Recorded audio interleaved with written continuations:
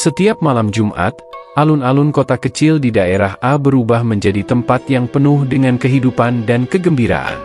Pasar malam di kota ini selalu dinanti-nanti oleh penduduk sekitar.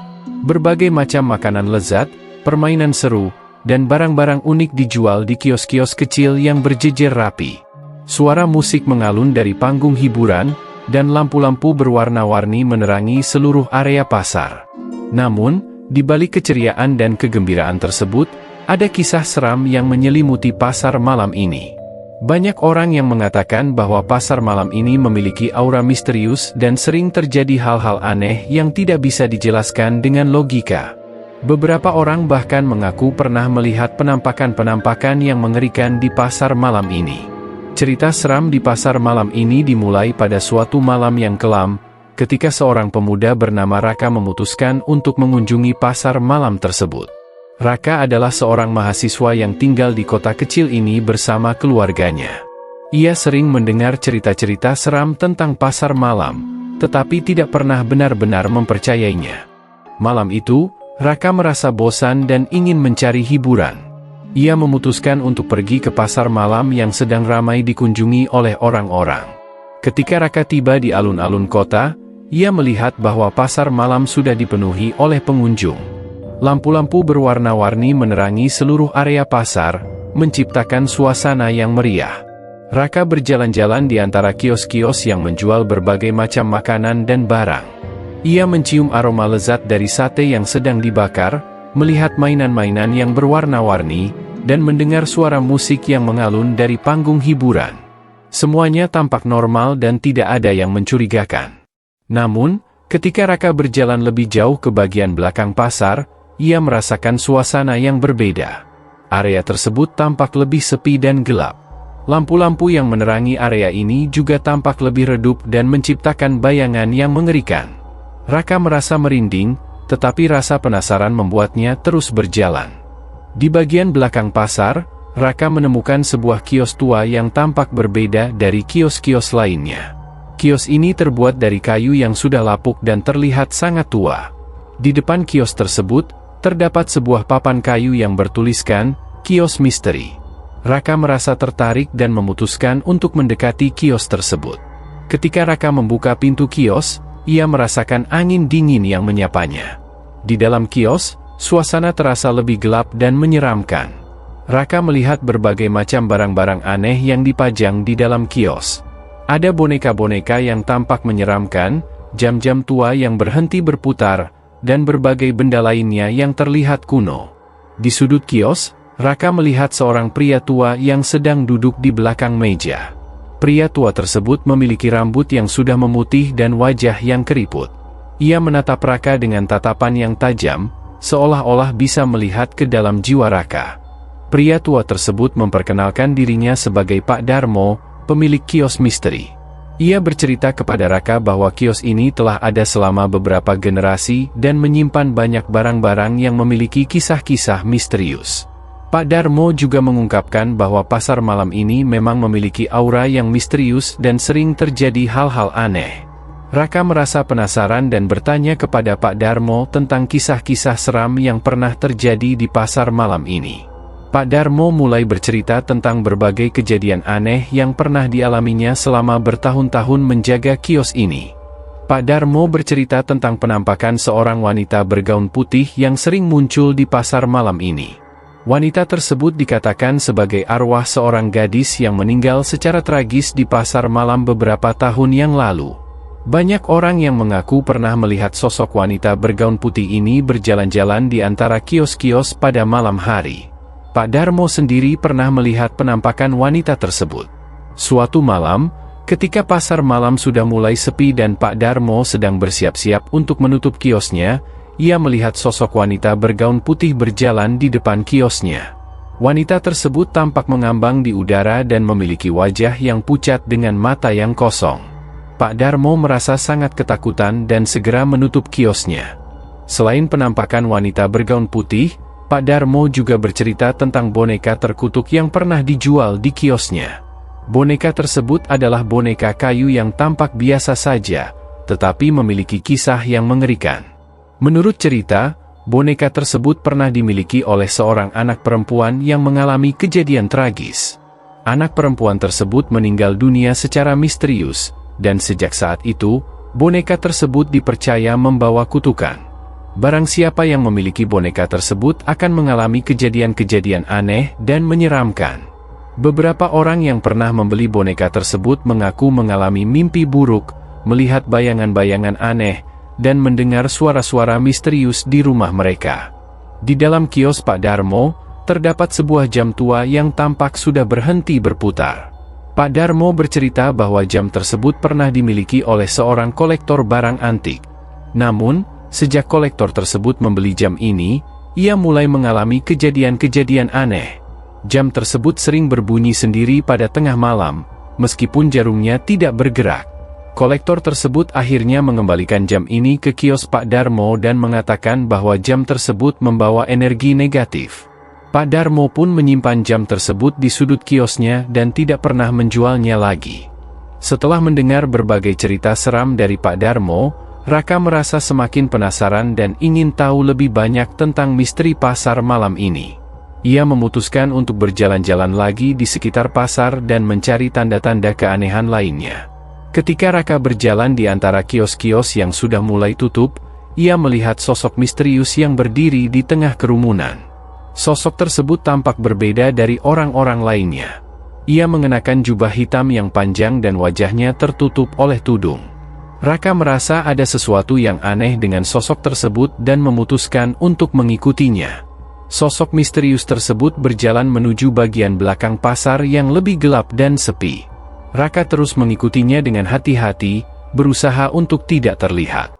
Sosok tersebut kemudian berhenti di depan sebuah kios yang tampak tertutup dan tidak terawat. Raka merasa ada sesuatu yang aneh dengan kios tersebut dan memutuskan untuk mendekatinya.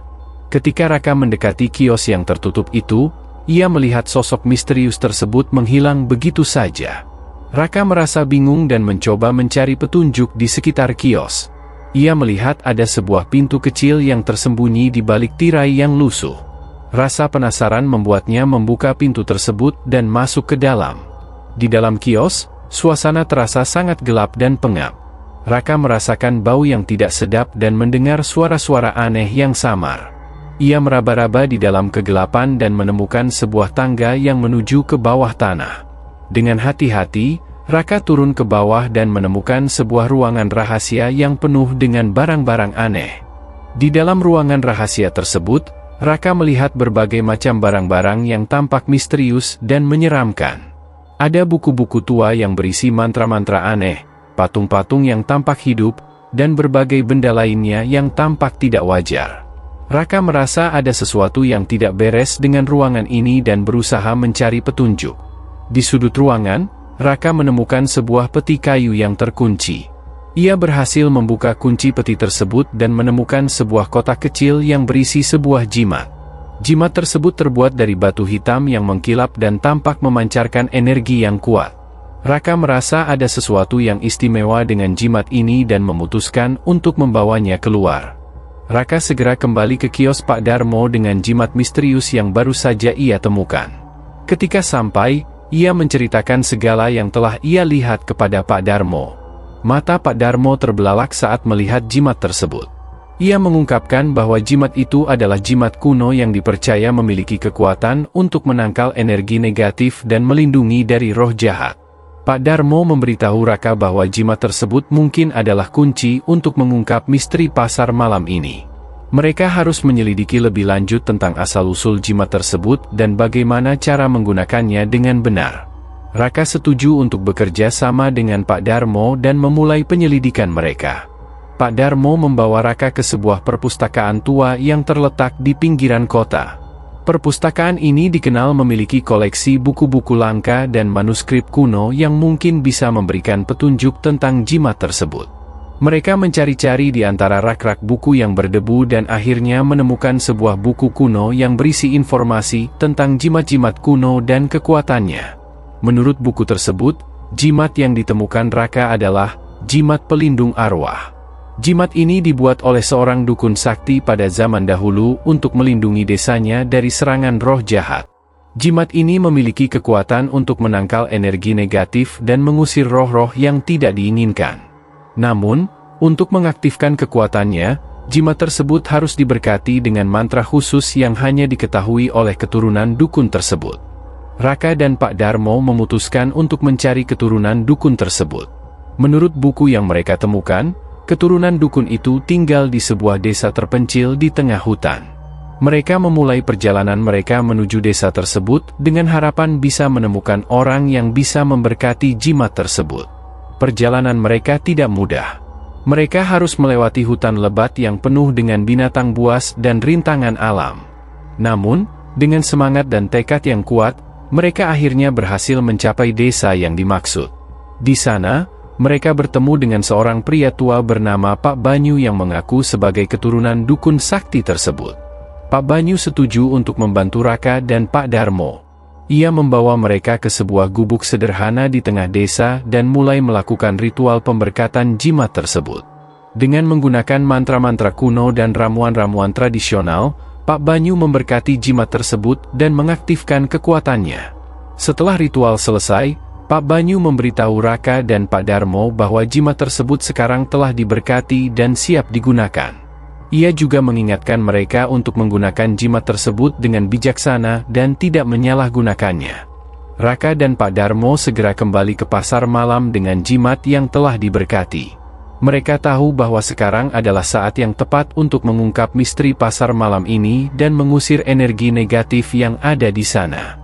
Ketika mereka tiba di pasar malam, suasana terasa lebih gelap dan menyeramkan dari biasanya. Lampu-lampu berwarna-warni tampak redup, dan angin dingin bertiup kencang. Raka dan Pak Darmo berjalan menuju bagian belakang pasar yang lebih sepi dan gelap. Mereka merasakan kehadiran energi negatif yang kuat di sekitar mereka. Di bagian belakang pasar, Raka dan Pak Darmo melihat sosok misterius yang berdiri di tengah kegelapan. Sosok tersebut ternyata adalah roh jahat yang selama ini mengganggu pasar malam. Roh jahat itu memiliki bentuk yang mengerikan dengan mata yang bersinar merah dan tubuh yang tampak mengambang di udara. Dengan jimat yang telah diberkati di tangan mereka, Raka dan Pak Darmo berhadapan dengan roh jahat tersebut. Mereka mengucapkan mantra-mantra pemberkatan yang diajarkan oleh Pak Banyu dan mengarahkan jimat tersebut ke arah roh jahat. Cahaya terang memancar dari jimat tersebut dan mengenai roh jahat, membuatnya berteriak kesakitan. Roh jahat tersebut berusaha melawan, tetapi kekuatan jimat yang diberkati terlalu kuat untuknya. Akhirnya, roh jahat itu menghilang dengan suara gemuruh yang menakutkan, dan suasana di sekitar pasar malam mulai berubah. Lampu-lampu kembali bersinar terang, dan angin dingin berhenti bertiup.